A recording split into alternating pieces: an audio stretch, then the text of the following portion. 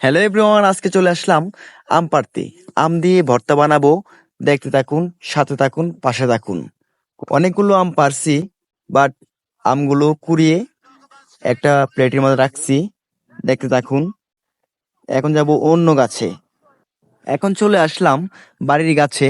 প্রচুর পরিমাণ আম হয়েছে। আমগুলো পাড়তে হবে। আজকে খুব মজা করে ভর্তা বানিয়ে খাবো। আমগুলো কেটে নেবো ভালো করে। কেটে নেওয়ার পর তারপর ভর্তা বানাবো। দেখতে থাকুন, খুবই মজা হবে। রসালো সেই ভর্তা, খুবই সুস্বাদু। কাটা শেষ, এখন ভর্তা বানাচ্ছি।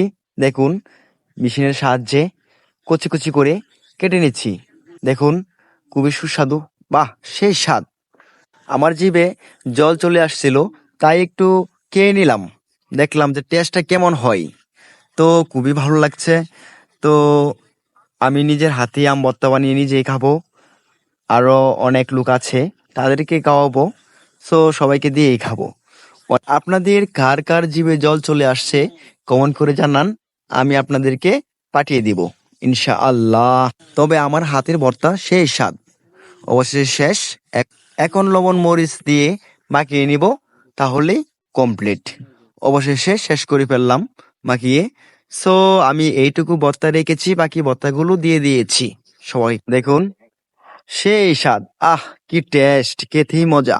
কালারটা যা আসছে, অসাধারণ একটা কালার আসছে।